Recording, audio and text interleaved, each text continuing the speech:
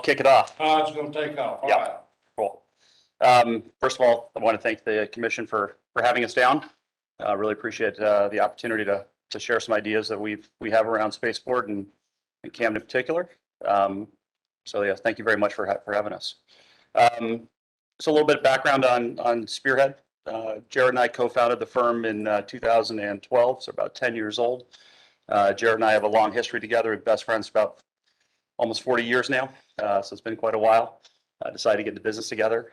Started off with two of us. Jared's a tax attorney by background. I'm an investment manager by background.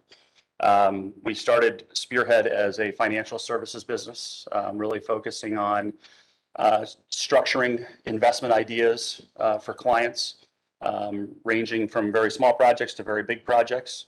Fast forward 10 years, we're now about $2 billion of assets that we oversee. We have about 30 people spread all over the U.S., but we're headquartered down in Wellington, Florida. So that's a little bit about us. But a lot of our clients it's all private clients. It's all private capital. So we have a very strong sort of capital base in the private side. So. We were just kind of a little background on sort of how we got here and where we are. We were called in and to learn about spaceport and what's going on here. We were presented with a set of issues that they for us to think through. One of them obviously being, and if we had an asset like this, how would we structure it? How would we approach it? It's a very unique situation, and rather than go a traditional route, they sort of said, "Can you think of any alternatives?" So we started thinking of alternatives, and obviously the things that we were looking to accomplish were sort of threefold. One is environmental. Obviously, environmental is a very big issue, regardless. The second task was really creating jobs, job creation, economic development. How do you take an asset like this and create economic development above and beyond just the physical location or things at that location? And then the third part was really, how do you maintain control? How do you not sell this off to an individual or to a company and have them take control, and where then you end up losing control, where somebody could mothball a project, you don't get to then deal with the environmental issues, you don't get to create economic development. So how do you keep it in the domain of control? So we started thinking through, okay, we've done a similar project for a private individual, a little bit different, but I think the foundation of the thought process really kind of worked. Essentially looking at, we know that there are several interested parties in the project, and everybody sort of vying for a position in it. We thought there is potential to do almost a public-private partnership where for the centerpiece of this project, you really don't have any individual or anybody controlling it. You have more of a group of people who invest into a partnership that actually creates the infrastructure, creates the money to build out that infrastructure, and at the same time ends up creating a return profile for them. At the same time, the county, for the work that they've done, is be able to create a revenue stream for the county that is part of the profit share that gets driven from that centerpiece and all the infrastructure that gets built out and utilized by not only the initial investors, but all the other participants who want to be part of that project or utilize the main launch pad or the main facilities. You can drive a return from that because there's a fee that people pay to create that. So and then of course the knock-on effect of that is once you build a facility which can get used by multiple people, that's backed by multiple people, you can still drive what that economic development looks like. And at the same time, from that, you get economic development around that. You have housing, you've got more commercial entities that are servicing the influx of people. You have educational growth. So there's a lot of different sort of ancillary growth and development that could happen when you have something like that. So the project for us, or the thought process really was, we're at the very early stages. We came up with an idea that was an alternative traditional sell it off to someone else or make it somebody else's problem, or and really kind of focus on getting a group together that has the same fabric on what they're trying to accomplish, make it an interesting investment vehicle for them, as well as be able to create a revenue stream for the county and for those individuals that have invested in it, and make it a much bigger utilization outside of just that group of investors. So, by the way, I'm the CEO and the co-founder. Jared's also the co-founder, general counsel, and then Brad Terry is one of our managing directors. Been working with us for a couple of years now. So thank you, Todd. Let me perhaps comment on 3 or 4 facets of what my colleague Todd just articulated. So first and foremost, the notion of a public-private partnership is not new. In fact, the first generation of these types of collaborative efforts started in the aftermath of Hurricane Katrina and predominantly was focused on rebuilding parts of New Orleans and bringing enterprise to what were crown jewel assets of the city that had been otherwise destroyed in the natural event of the hurricane.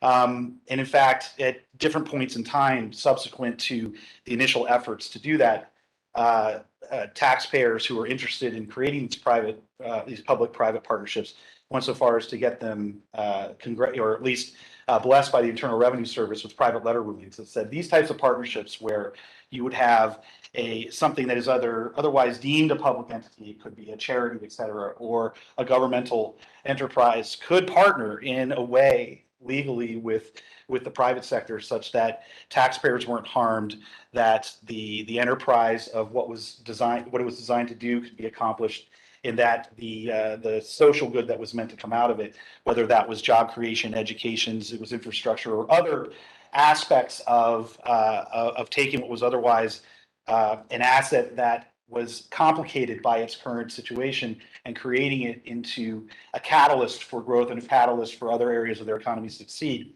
It started back, more than a decade plus ago. So when we talk about, and Todd so eloquently said, we talk about a public-private partnership, I'd love to tell you we knew what all the components of that are here today. We don't. We have an idea, but but where we are in this process is, I feel like we've been told to take the field, and someone gave us a baseball, and we're just at the start of the first inning. There's a lot of things that have to happen for us to be able to deliver back a clear and precise design of what that strategy and that structure would look like.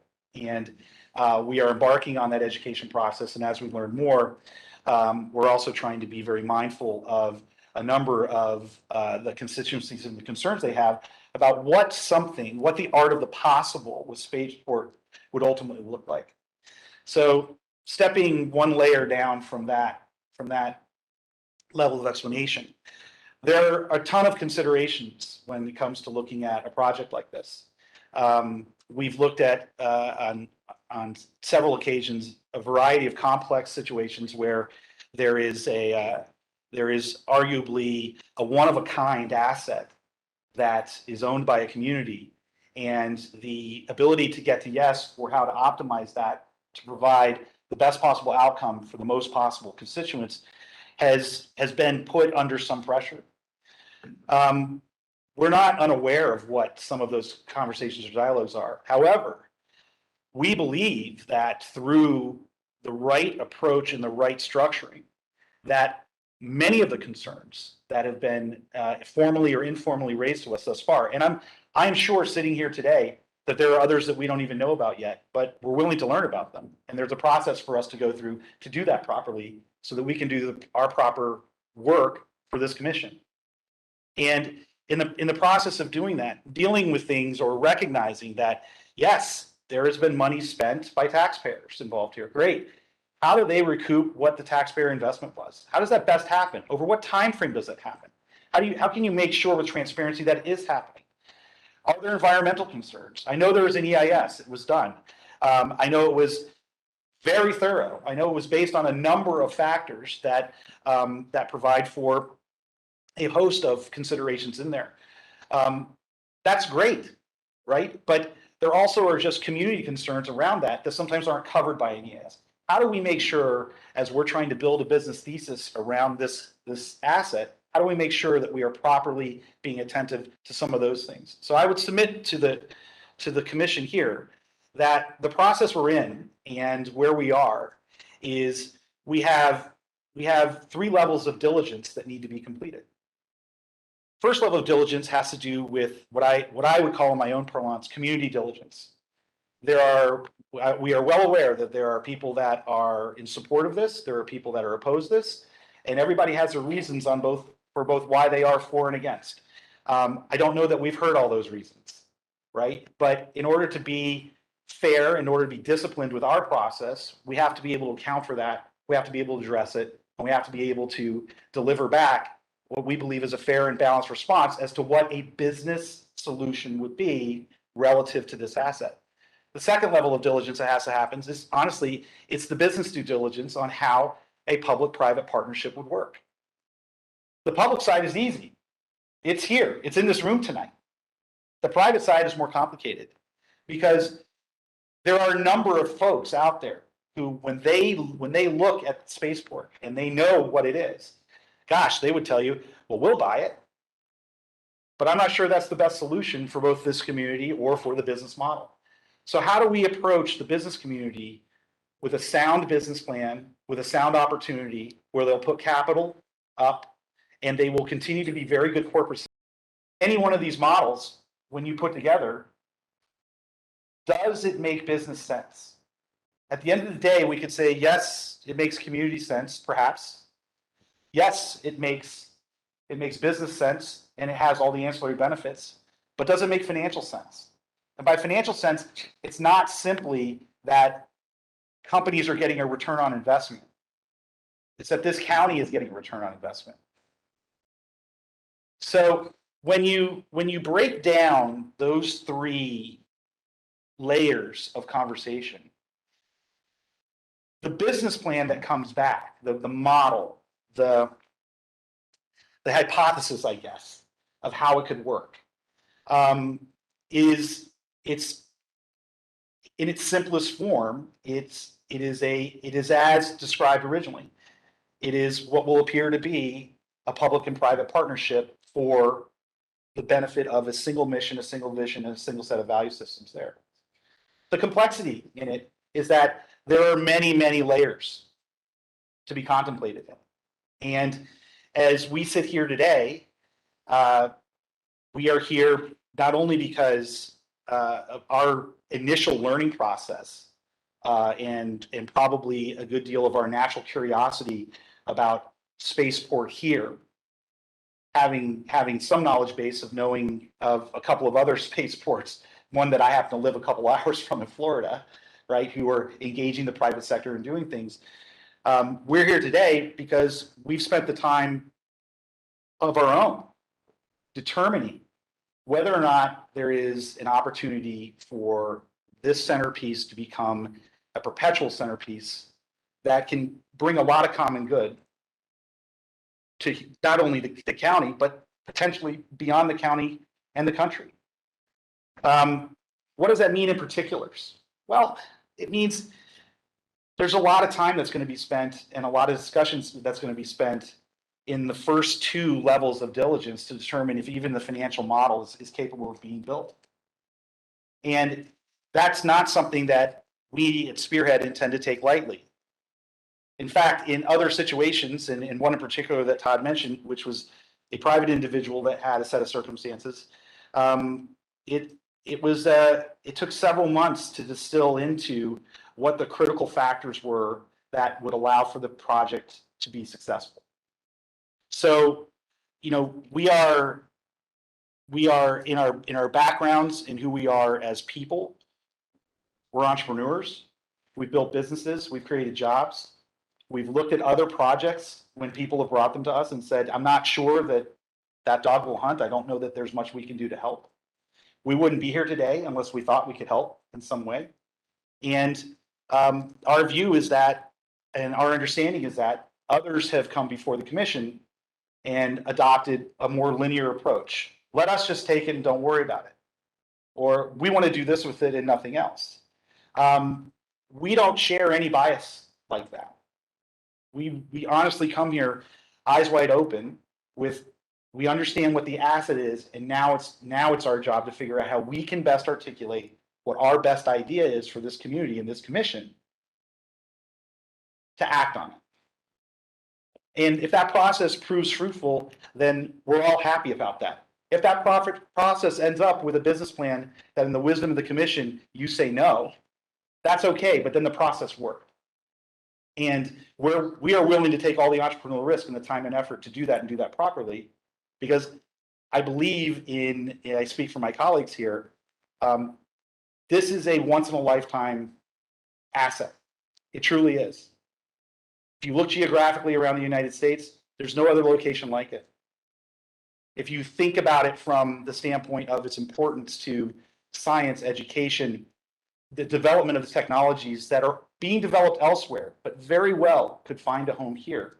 Not to be punny, but it's astronomical. They're large. And so our view is, if there is a way, and if we in some way have a thumbprint on what that plan would look like that finds acceptance, then this is a crowning achievement even in our careers. So I'll stop there, but I would tell you, we're prepared to do that entire process and finish our work if given the opportunity to do so. We're also at a point now where, you know, a few of our guys have come to town and looked at things. I've come several times. You know, we're sort of at a point where, you know, we're willing to put the work in, but we need to start having, we need to be able to represent ourselves as having a thumbprint on this in order for us to talk to the business community about their potential participation, on how they would look and feel and see how this would work for them. So we're sort of at that point where we would love to engage and love to go the next step. We think that if we're given the time, we can come back with a solution to be contemplated and to be decided upon.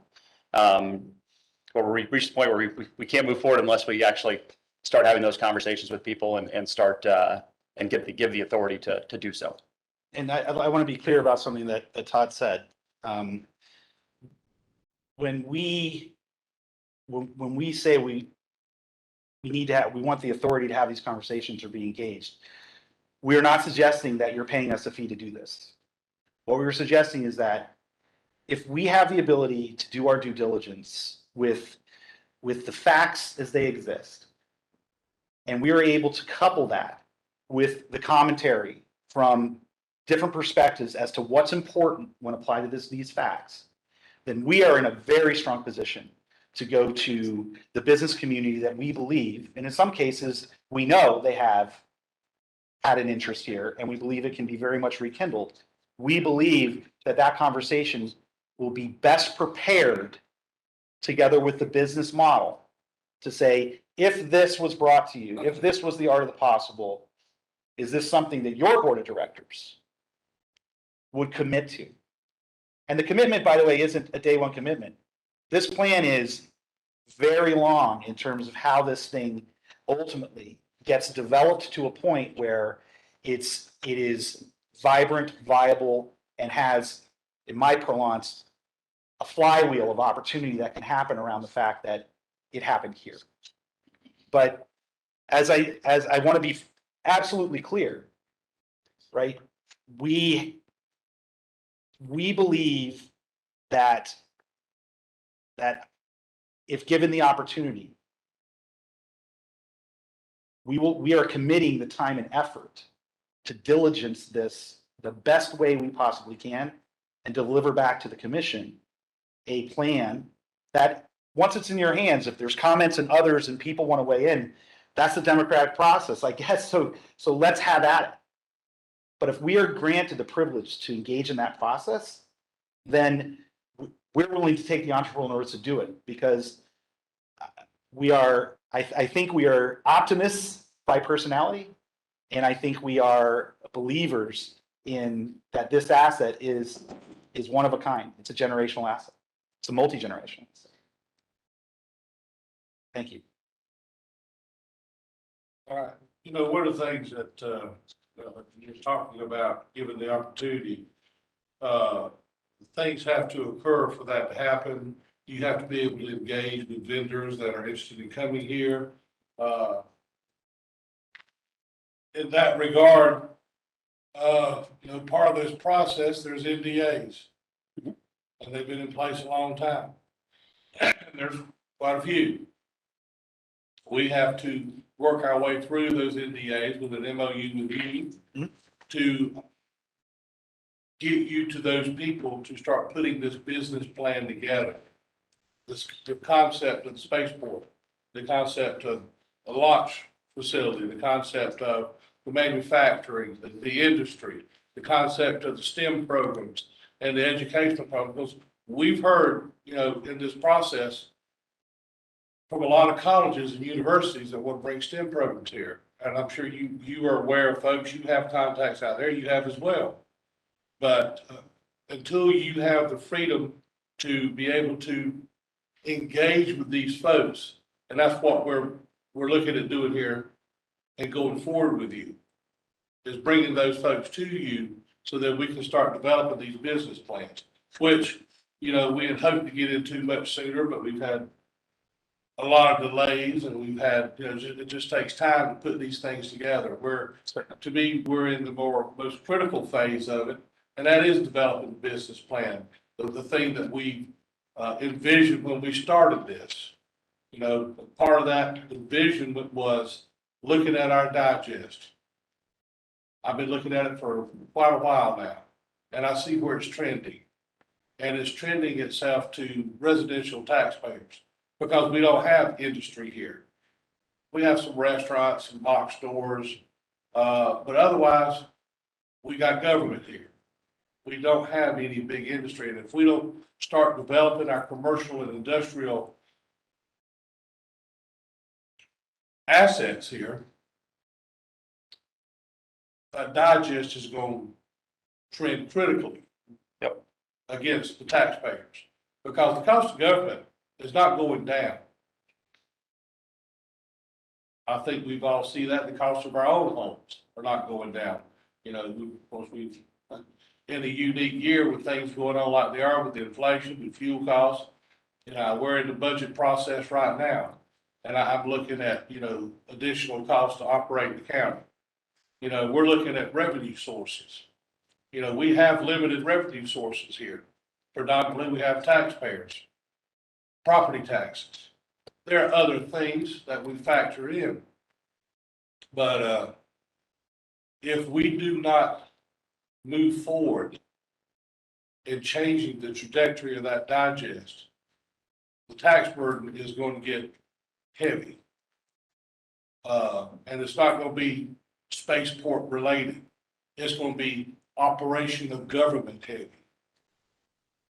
It's going to be lack of other folks here to pick up the tab.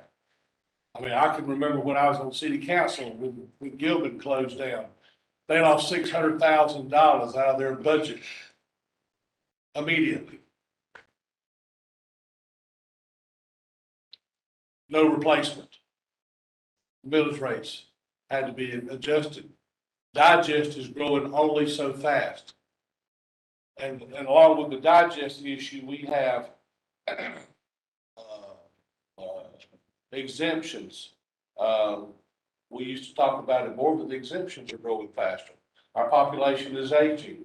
We have, many of our homes are frozen, for county tax purposes. So,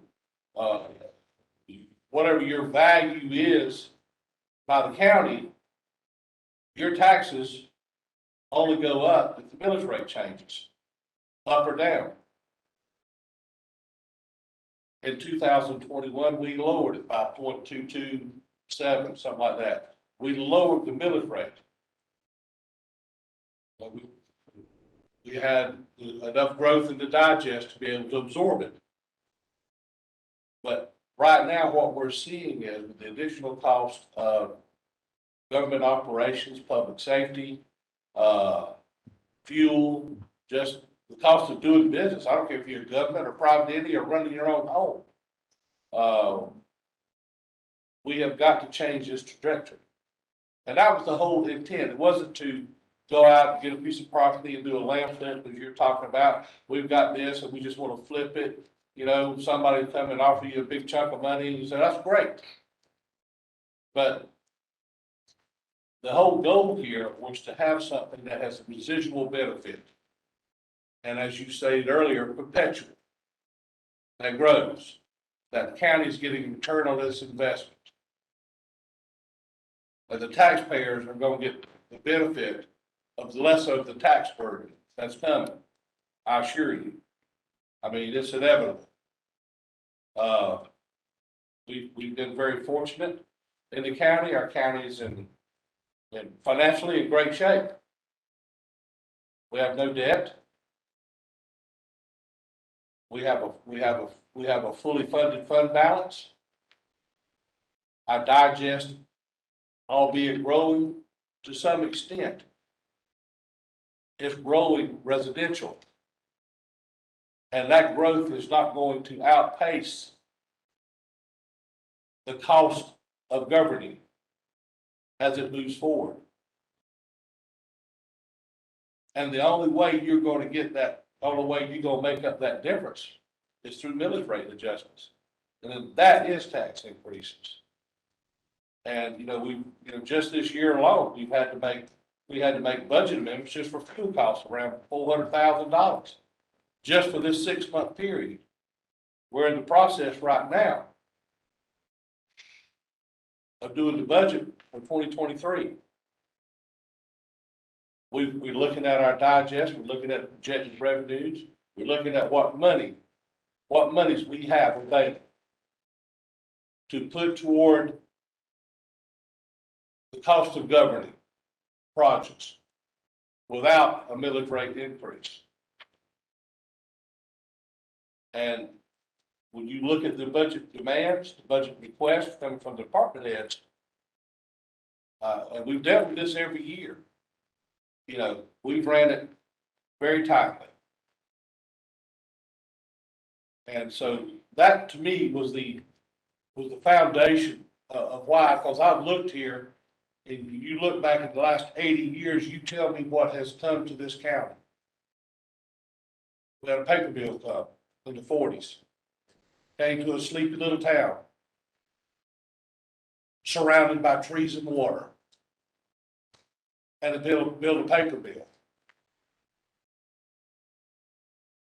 And it was a government town, a company town in every sense of the word. They ran to Southeast Georgia.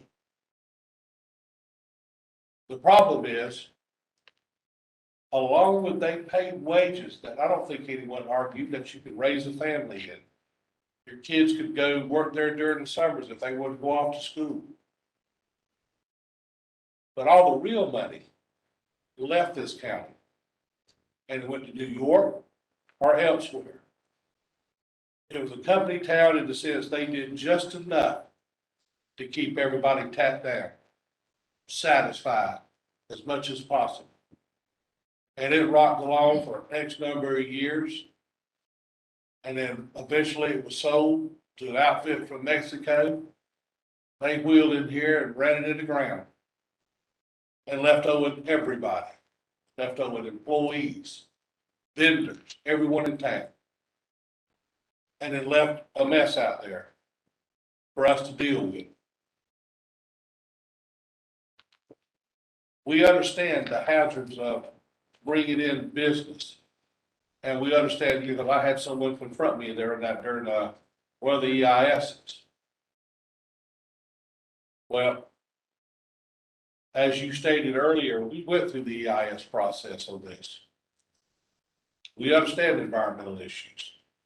We know they're being cleaned. We know they're being dealt with. That's one of the problems. The time ago, it's taking time. But in order to change the directory, someone tell me, when you look up and down this eastern seaboard of Georgia, you look at the assets that this county has. We're on the main north-south route. We're an hour and a half from 3 airports, 3 seaports. We're on the intercoastal. But we don't have that industry. And it's not for lack of trying to put money in it. It's not for lack of trying. But we've got something, as you stated. Folks can agree or disagree with me, I'm okay with it. But I know it is not a once in a lifetime, it's a once ever project. And I mean, you guys look at it from the financial world, you're not here for entertainment value. You here because you see the potential as well. Yep. You see what can be brought here from economic development, job creation, educational benefits that will come to this school system that we don't have. Opportunities that are not here. That's why my kids live 5 hours away. They're not here. These things, it takes considerable investment, and this has been a long, arduous journey. I assure you. And it has been, but there's been no corner cutting. There's been no shortcuts. We followed the process from the beginning and to the end, and we dealt with every problem, every hurdle. And we're now on the cusp of capitalizing on that investment.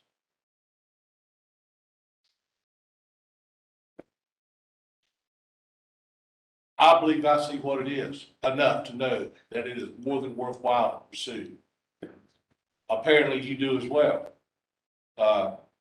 Y'all see the investment opportunity as well. Yes, sir. And we have other vendors who do. And so that's part of the problem, that part of what we need to do moving forward now. We're going to, now that we have someone such as yourself to put this plan together, to bring these vendors together, we got to start putting y'all together with them.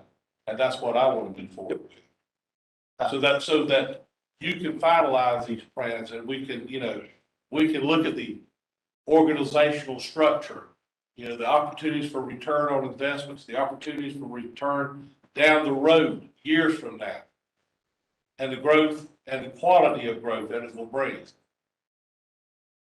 in every aspect in Camden County. I mean, otherwise, there are no other industries here of substance. None. And, and I can honestly say it's not like for JDA tried and everybody tried.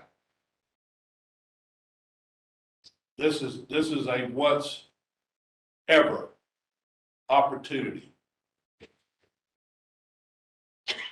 to have one of only 3 vertical launch facilities on the eastern seaboard of the United States. It is not comparable to the other spaceports anywhere else. This is the most desirable location, which was evidenced by whenever they were planning the Cape. This is where they were looking to begin with. It's simple. It's a realtor's dream. It's called location, location, location. And you cannot replicate it somewhere else. And we now have an asset through this license that we can capitalize on. And I believe in order to move that forward, we got to do the things I was talking about. We got to work through these NDAs. We got to be able to bring the people out in public. Just like we've got you come out. And that's what we got to do now. So these things can start being putting together. Believe me, everybody wants to talk about full disclosure. I'd love to tell it all. Believe you me, it's hard biting your tongue. I'm not good at it. I've got good. That's not my natural. It's not my natural mode, I assure you. I would love to expand it, And I understand. I understand the concerns of the public, the environmental concerns. I get it. Those are being dealt with. We are hamstrung and have been hamstrung through this entire process with the FAA. I felt like we've been muzzled all through this. on how, what we could say, what we could interact, what we could disclose. I mean, we've dealt with 150 different government type agencies. Pick one. And folks can say what they want to about the process with the FAA. They didn't give us a license because they liked us. Or somebody's uncle worked there. Believe me, they went through and they arduously went through this process, and there was counterpoints all during the way.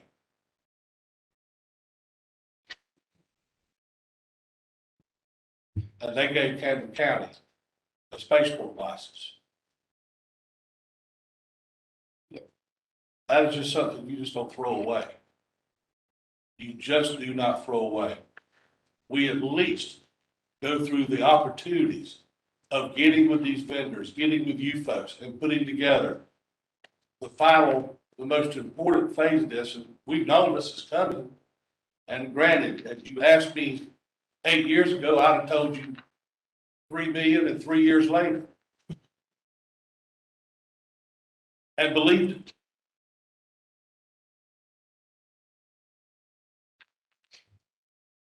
It has been a long, difficult battle, but one that we believed in, one that I believe in, one I believe that is well worth of what it can do for Camden County.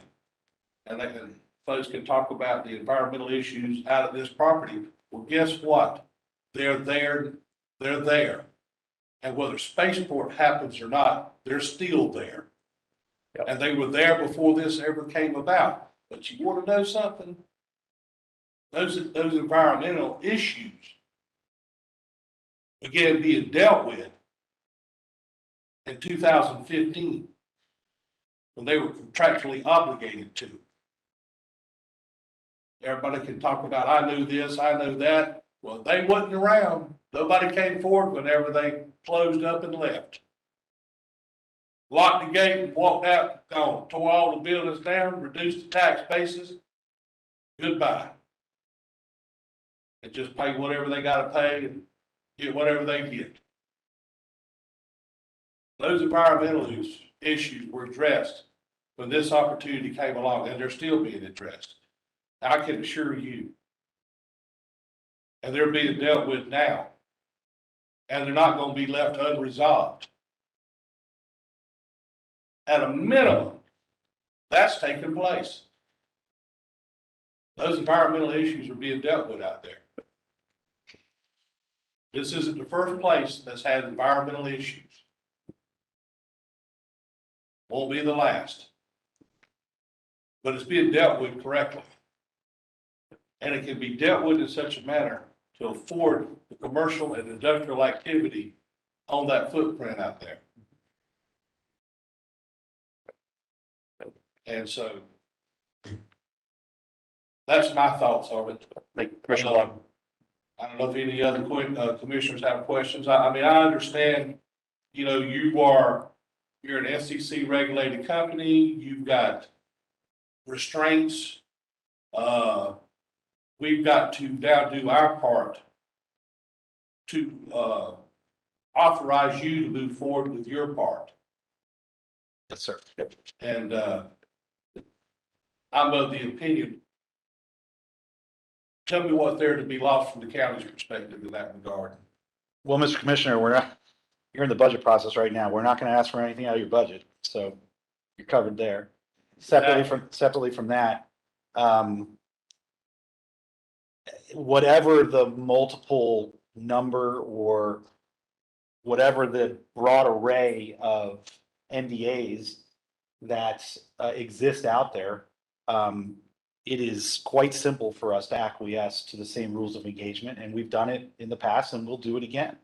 So there's not a procedural notion there that we can't commit to, and we'll commit to it sitting right here. Third, I think just coming back to something you said in your latter comments, the catalyst of the environmental issue that existed before, and it was being addressed in 2015 and is continuing to be resolved. To be perfectly honest, the way we think about it is it will get resolved, but it presents actually an incredible opportunity for the private sector that wants to come and partner here. Because those companies want to be environmentally sound. They want to be conscious in those attributes. Well, what does that mean? That's a whole other industry and set of jobs and things that can happen around that, so that not only does whatever the environmental disruption that happened before not happen again, but you can prepare by the way that the public-private partnership works, that it's preventable, and they're doing things to make sure that the environment ends up in a better place than where they began their footprint. How the science behind that works, how the technology behind that works, that constellation of attributes, it's something that when we are delivering the opportunity to the counterparties in the private sector, it's part of the business deal. So again, those are challenges. We understand that. We don't know all the challenges. We're still learning. But those are the challenges. That's but one. But this happens to be from a business opportunity for this county. This happens to be in an area of our economy in the US, but even globally, which is going to be one of the longest dated private industries ever created. The fact that space and space technologies and all of the ancillary aspects of it has happened this far, this quickly in the private sector is only emboldens the thesis for what this property can be. So this isn't the situation perhaps where a paper mill has a finite resource, they use it, they sell it off and they leave. This is an area of our economy that just the technology innovation that will continue to happen around it requires places to thrive. And some of that technology innovation, whether it is national defense, whether it is cybersecurity, whether it is environmental, all of those things are around this asset. So how does every particular detail get addressed in that? I would submit to this commission, there are engineers and scientists and PhDs that are far smarter than I that can figure all that out. But they exist, and they exist at these companies. And they exist at these companies because they're committed to doing it as a corporate citizen. And I believe that if we have an opportunity to put some of that innovative thinking into a model that this commission can survey, then I think at least we're giving the broadest array of information and opportunity the way that we would approach that conversation for everyone here to consider. And what that means in the long run, if we're right, it is something that can last on a very long, almost perpetual-like basis to continue to create innovation. Silicon Valley didn't happen in California simply because Hewlett and Packard built a computer in their garage. It happened because it became the catalyst for that innovation, and many others flocked there to be around it. The biotech space in Boston didn't happen overnight simply because one biotech company went there and said, we're going to do X or do Y. It happened because innovation was happening there and people flocked to it. I don't know. I don't have a crystal ball. I don't know if that same phenomenon can happen here, but this has the same backbones and attributes that those places did. You have 3 deep water ports on the eastern seaboard. You have a very highly educated populace in this county. You already have great school systems. You have people moving here because of your school systems. You have access to 95, I-10, I-75. For any of these components on an innovation development to find its way to a broader commercial setting, the natural attributes of where this asset sits is second to none. That breaks down so many other barriers if you're trying to argue a business reason why someone who has to respond to their shareholders in the private sector. That aspect of this area breaks down so many, it's a tiebreaker in so many ways. So how do we need to move forward in the easiest and the most seamless way possible? Again, I'll reiterate, I'm not in your budget. I'm not going to be in your budget. I'm also happy to deal with any of the NDA issues that need to be dealt with. And I understand that some of the NDAs and some of the, and I have to imagine, because you talk to the private sector at some point, I have to imagine some of the things will deal with security clearance issues and things like that. We get it. There's certain things about those companies and things they're doing we might not get to see, but they'll at least tell us what the outcome of that should be. If something like this is developed here, what does that mean in terms of how many jobs? Typical salary, what does that look like? What does that impact look like as part of the business model? Those are data points that are very, very important and we'll be focused on. Services that go along with that. You got to get trucking. You've got to get infrastructure. You have it all here. It's you've got probably going to get a lot of slippage coming from Florida, from Jacksonville up into Camden County. So when you have an asset like this, you'll start attracting more and more industry, more and more talent. It's not just the industry of space, it's all the other things that go around to support those people, the development of housing. You've got, as mentioned, trucking to get materials here.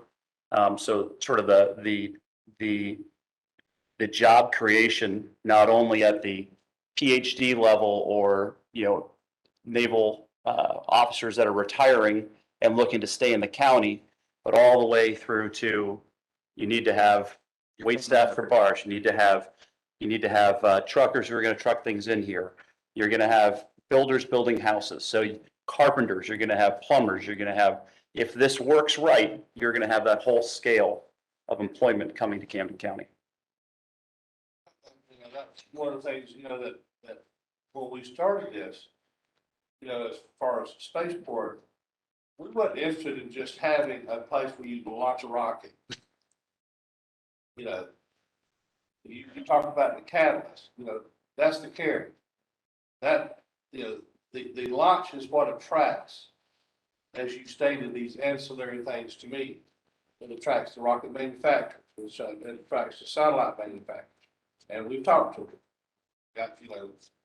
Those are the things that we've got to bring forward. And these are things that we've got to couple up with someone such as yourself to put this model together with us in a public-private partnership or whatever entity makes the most sense for Camden County. That's all I'm interested in. I want Camden County, unlike what's come here in the past, to be the beneficiary of the industrial and commercial development that goes on here. I want to take it somewhere else. And those are the things I see coming here. Those type of industries. And like I said, we're in conversation with folks, and we'll do just that. So I don't want to be a hog. Do you guys have anything you want to say or ask? Don't be laughing out there, Ben. I'll give you just as much. You can talk just as long as me, buddy. I got a question for you. So we talked about the geographical potential of our area and what the project has, logistics. What, in looking at the 3-step process of this relationship, the 3rd step, the financial due diligence, as a needs assessment, you said you were maybe an hour or two from the cave. What do you see the needs, as far as an asset like this? I mean, obviously you wouldn't be here if you didn't see an opportunity, but what do you view that need as? Because I hear so much misinformation. The cave's full, the cave's got room, so I'm just curious from your perspective, what you view that need as? Well, as I understand the model of what the Cape has done, is they've engaged in what I would describe to be sort of a vendor relationship.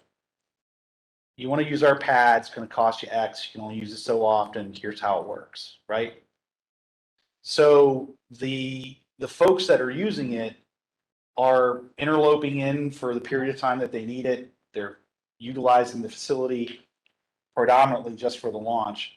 But they aren't and haven't been delivered, I think, for the private enterprises that have been engaged with an opportunity to develop a place where the innovation actually is next to what their vendor relationship is. So out of the gates on a first level and a first blush reaction when we were learning what we've only learned so far was there's a distinction there.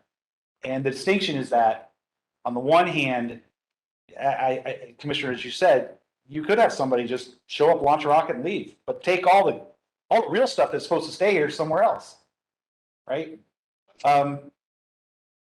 What's different though, and part of the reason that I think makes this opportunity different is that it has a whole host of other things around it that are appealing to what I believe people that will partner in the park.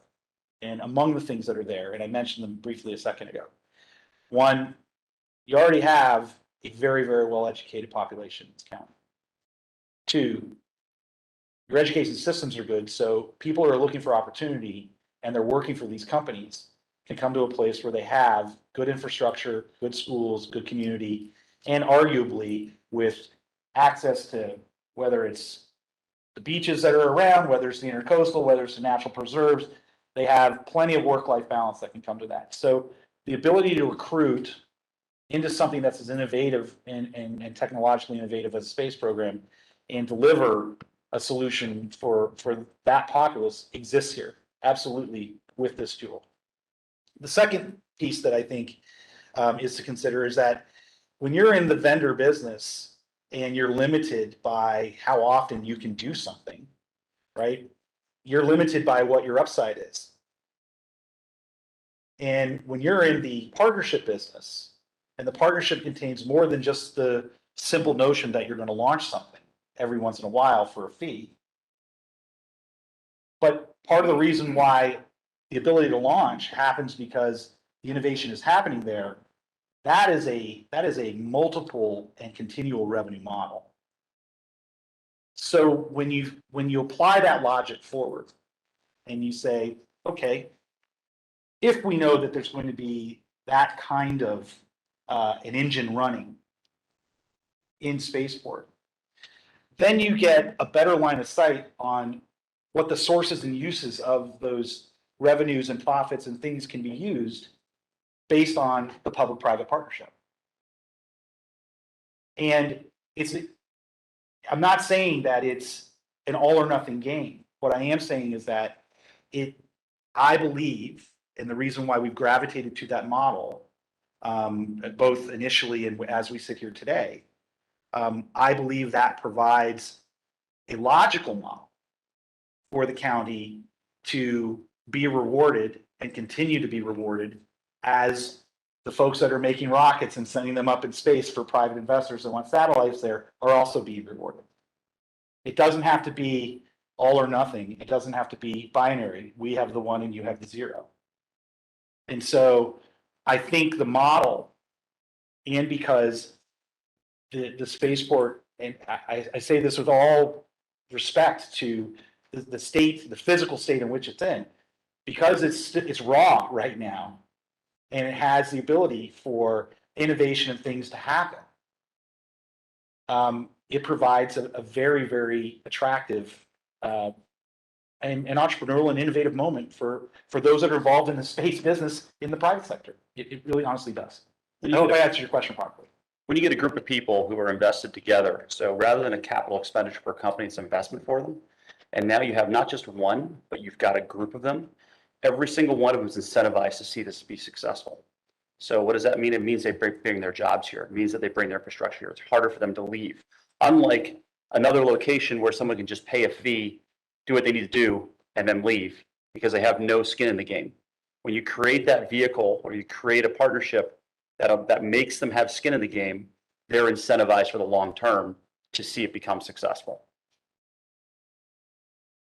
The occasion, I'm sorry, that's something.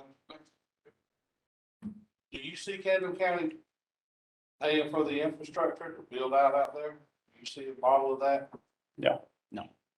The the thesis behind what we are proposing is that we would get the private sector, the investors to fund it. Would be able to drive a fee that would ultimately pay for it, of which, you would have, of which Camden would be part of a profit share that ultimately goes back to the investment that's been made of $10-11 million into the project. We would see a return come back to them.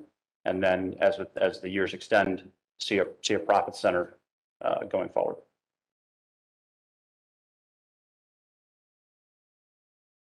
Well, this is the first opportunity we've had to bring someone publicly to share what I think to be the vision that I know we had when we started this, and I still do. That hasn't wavered in me at all. It has been challenging working our way through this incredibly complicated process to get to the point where we can begin to capitalize on it. And that's the thing that concerns me most, is not capitalizing on the opportunities that we have created here and that I know that we have. And without a detriment effect to the taxpayers in Camden County. Because, as I've stated earlier, financially I can't get strong. I dare you to go to the other 158 counties in Georgia that have the same financial position that we do. Yep. Coupled with the asset potential that we have.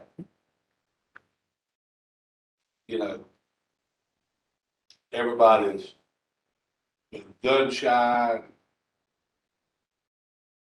Everybody's been,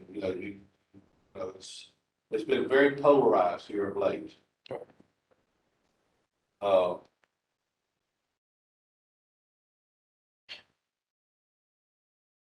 the opportunities, the real opportunities are there. And, we have not had the opportunity to bring them out for legal reasons. And we're getting, and the frustrating part is that's where we have been getting to. We were at that process back in December. And we're at that process now. So, I don't have anything else. Does anyone else have any thoughts, comments, questions, or? I got a question. Sure. What is your timeline on doing this? Fantastic question. I think, yeah, we want to be, obviously we want to be afforded the opportunity to do our work, to take the time. It's not a quick process. Obviously, there's a lot of conversations to be had. We have to hear what would satisfy the private sector as well. Try to come up with a solution. Is it a 2-month process? No. It's, to be frank, it's probably a 6-month process with the summer looming, getting people's attention. So for us to actually do the work, come back with a proposal that we think is digestible and acceptable and at least up for contemplation would probably take us 6 months. Commissioner Casey, I'd submit to you also, there's also other parts of the process. The information gathering, just even in what we don't know right now, it might seem academic because we can read and talk to people and do that, but that does take time. But there's other aspects of, as we're going through the process and milestones we're meeting, et cetera, right? We don't intend to be invisible to this commission, right? There's nothing that, as we're achieving milestones and we're willing to think about, if we put a bookend on the time and effort, time period in which we're going to operate under, then we'll be back here, I hope, at this table, giving you the progress report and letting you know where we are and how we're progressing along that timeline. I don't want this to everybody feel like they're trying to push a string across the table and there's no end to that exercise. That doesn't do anybody.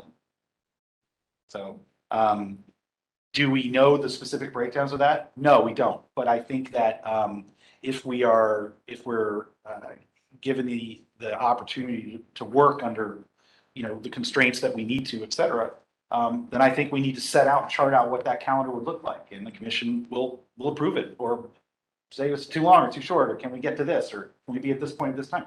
All that's, it's not this negotiable. We don't know what we don't know yet, but we're willing to adjust our thinking along that to accommodate, a schedule that works.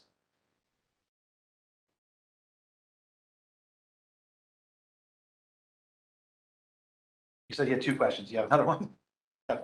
Well, we just had a recent vote where the vote went against the county buying the property. So who's going to end up owning the property? That's one major question that needs to be answered. I think in an ideal world, we would want the partnership that we create to end up owning the property. Right? That kind of keeps it in a domain where it's owned by a conglomerate of people, not by one person, not controlled by one person. And so it kind of keeps it in the domain of that partnership. So in a way, the fund would own the property.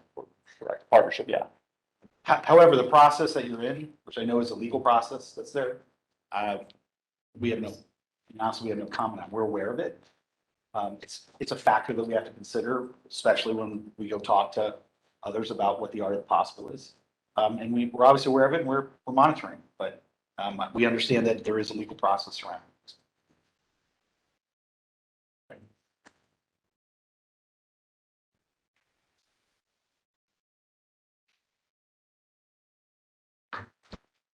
Well, anything else, anybody? Just want to mention, I don't know if, how many people are aware, but we have started the process to, disengage with consultants that we've been working with every night since the license has been issued. Yep. Well, that was, those were needed to get to the license. Right. We went through, I sat through many consultations of ridiculous questions that were asked each time, repeatedly and answered each time, but didn't deter the question from being asked. This, you get things thrown at you. We can't say, oh, that's not true. You got to have experts say that's not true. You got to have a lot of experts that say that's not true. And, the FAA has their own experts. They didn't just rely on our experts. They did their own testing. They did their own work. And they agreed with us, which is why we got the license, contrary to what anybody says. So, yeah, we needed all those people. We put hiring them for entertainment value or because we like them. It was part of this arduous journey. And we got through it. And now we got to capitalize it. Anyone else?